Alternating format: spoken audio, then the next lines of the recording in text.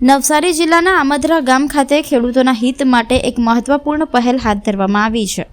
Khavda આઈવીસી limited દ્વારા શરૂ કરાયેલી ટોલ ફ્રી હેલ્પલાઇનનો પ્રારંભ ગામની ખેડૂત મહિલાઓના હસ્તે કરવામાં આવ્યો છે. મળતી માહિતી મુજબ સમુદાય સાથે સક્રિય જોડાણ અને ખેડૂતોના કલ્યાણને ધ્યાનમાં રાખીને ખાવડા આઈવીસી પાવર ટ્રાન્સમિશન લિમિટેડ દ્વારા સંવાદ નામની ટોલ ફ્રી હેલ્પલાઇન શરૂ કરવામાં આવી છે.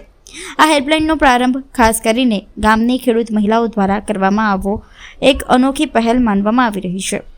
આ પહેલનો મુખ્ય ઉદ્દેશ્ય સુરત, નવસારી અને વલસાડ જિલ્લાના ખેડૂતોને જમીન અને પ્રોજેક્ટ સંબંધિત પ્રશ્નો અંગે સીધી વાતચીત અને ઝડપી નિરાકરણની સુવિધા આપવાનો છે.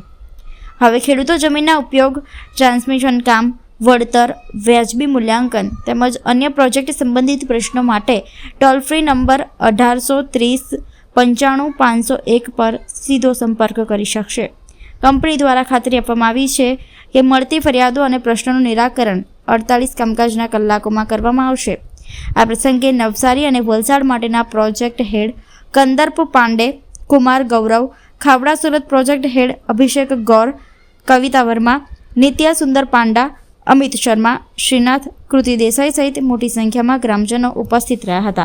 ये ट्रांसमिशन लाइन 3 जिलों से प्रसार हो रही है, सूरत, नवसारी और वलसाड, जिसके लिए किसानों को समस्या का समाधान करने के लिए मुआवजा रिलेटेड इसके लिए हमने टोल फ्री नंबर जारी किया है.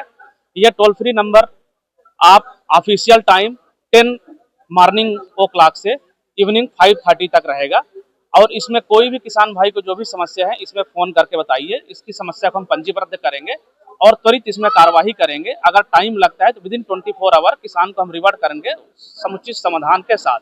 धन्यवाद. हमारे डे टू डे परिचालन रिलेटेड समस्याएं, मुआवजा रिलेटेड समस्याएं, कोई भी किसानों को किसी भी प्रकार की समस्या हो, जो उनमें मन में कोई डाउट भी हो, वो भी आप इस टोल फ्री के नंबर के द्वारा पूछ सकते हैं.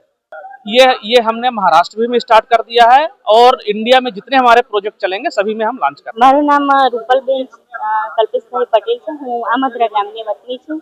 અમારા ગામમાંથી આઈવીસી ખાવડા ટ્રાન્સમિશન પાવર લાઈન જે જાય છે અહીંયાથી તેના માટે આજે આ ટોલ ફ્રી નંબર અમને આપ્યો છે.